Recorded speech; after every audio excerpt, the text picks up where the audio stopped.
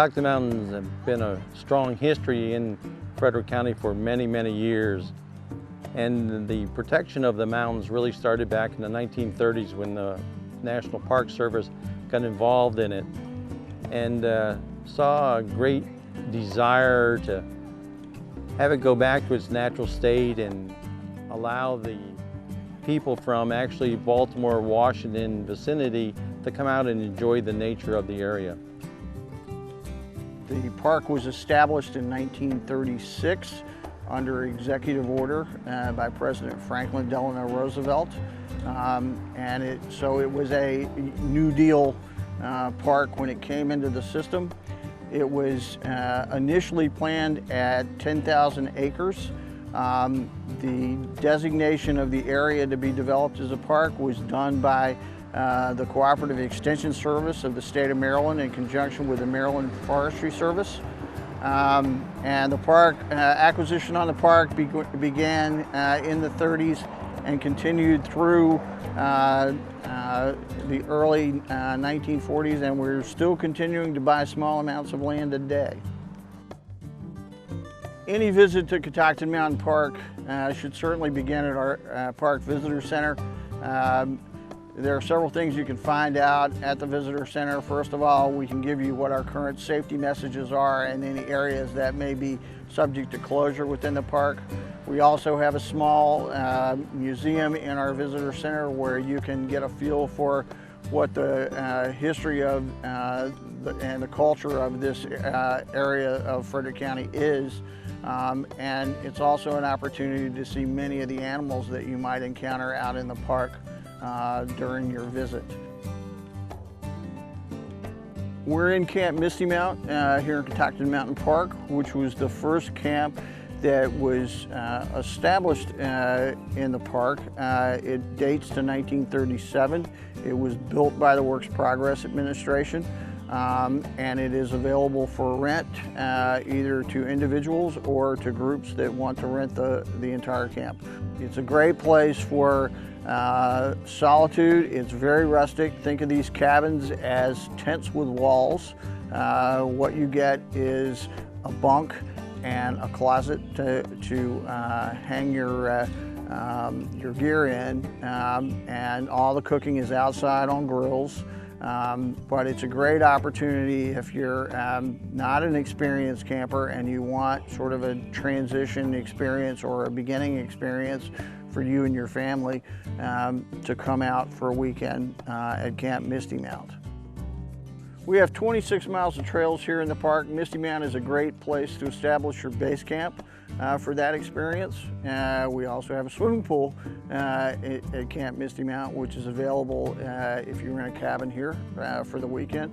And for those of you who are fly fishing enthusiasts, Big Hunting Creek is less than a mile away, and we think we have the best brook trout fishery in the state of Maryland. So if you want to test your abilities, it's fly fishing only, catch and release in the stream, but it's a great opportunity to test your fly fishing abilities here in the park, both you and your family. The other opportunities that we have is that we do have horseback riding in the park as well.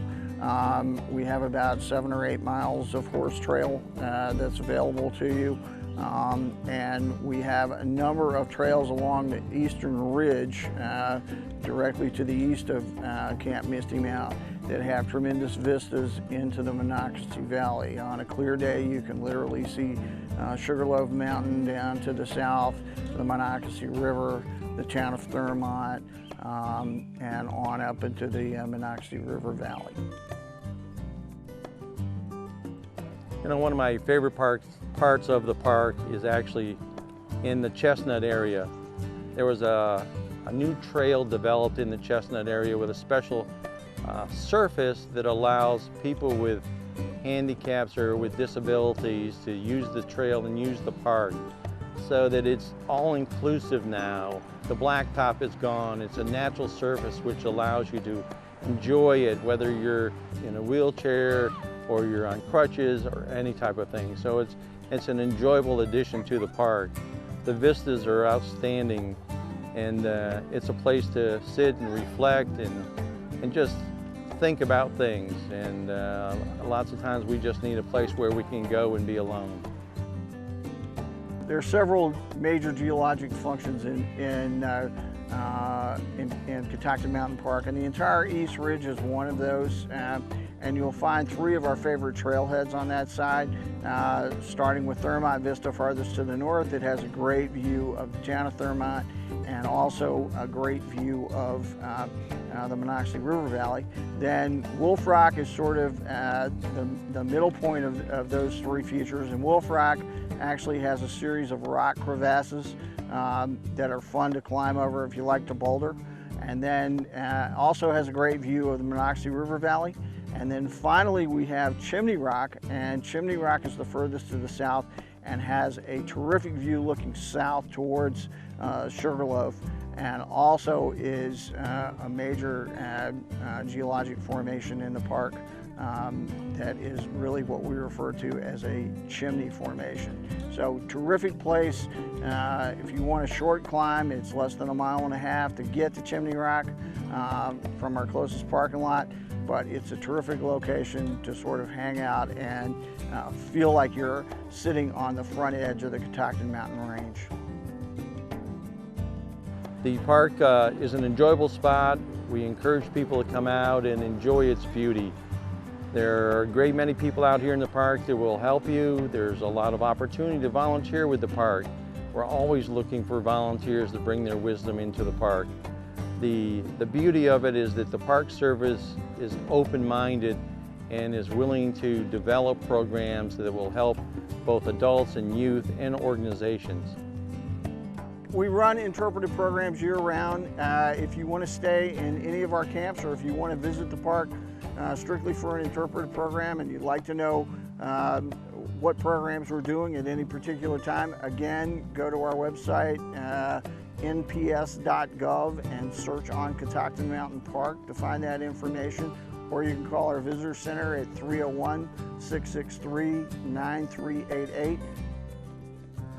There's no entrance fee in Catoctin Mountain Park. The only fees that you'll encounter here would be fees to use cabin camps or campgrounds. Our cabins start out at $45 a night. Our fee for a tent site in a campground will be something on the order of $20 a night, and we do have backcountry shelters available also at lesser fees for those who want a backpacking experience here in the park.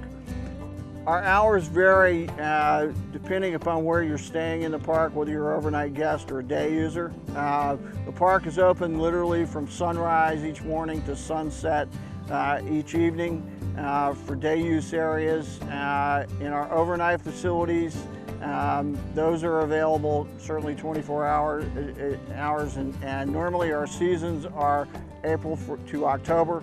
But to check for exact dates, please check our website. You can also call our visitor center, which is open Friday through Sunday at 301-663-9388.